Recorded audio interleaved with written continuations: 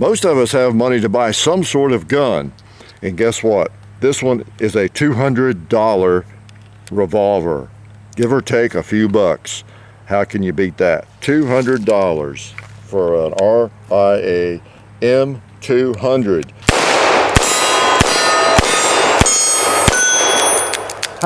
I really wasn't that aware that RIA, Rock Island Armory, made revolvers, but they've been making them since the 70s and 80s. The 200s, the 200 series, I think, since the 80s, and I just wasn't aware of it. They're kind of well known for, more so for their 1911s. They're low end, at least price-wise, 1911s, and you've seen them. We've done a couple different ones at least, and for the money, that old phrase, that old line, they're really respected and good quality. Almost not just for the money, you know. They have a lot of respect among a lot of people, even gunsmiths I've talked to.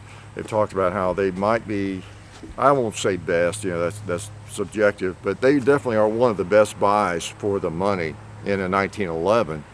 And so I thought it would be interesting to look at one of these, because I'm kind of a revolver guy. I'm an everything guy. I like all the firearms, don't I? And it takes, I think it just takes more handwork, you know, to put a revolver together and get the timing and everything in a lot of ways.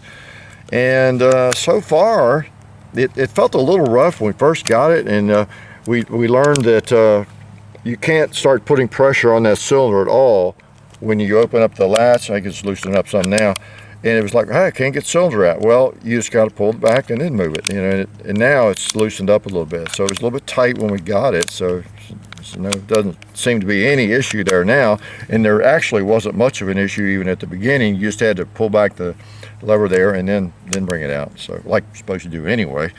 But so it's not all that pretty, maybe, and we'll maybe do some comparison with some of the other popular revolvers. Okay, so I won't do that in this video.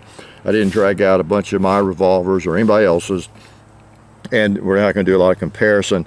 I just wanted to show you this thing, and that it's even available. You may not have been aware of that. If you've gotten the yen for a revolver, and I've tried to ingrain that into you all, how cool revolvers are and how much fun they are to shoot, and that you need one if you don't have one. Single action and a double action, really. You really do.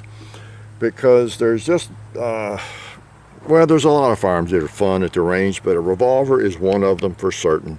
Just the way they load and unload. The magazine is part of the gun, right?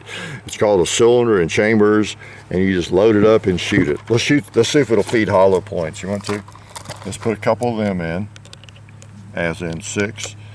These are plus P, and it's supposed to be rated for plus P, as I understand. And in, you know, for defensive work, I tend to carry plus Ps instead of magnums anyway, if I'm carrying a 357 Magnum, you know, or 38 Special. So these are hollow point. We'll see how it feeds them. By the way, it seems to be about the size of a K-frame. This is a K-frame holster, and so is this one.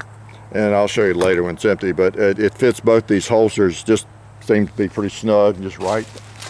Why don't we see if we can hit the gong? I'm not even fired it over here on the Gong Club range, but I'm gonna see if I can walk one into the gong. See if I can figure out where to hold. I think I went left, maybe.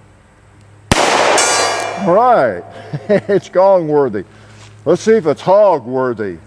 I'll go double action on the hog. All right, got him.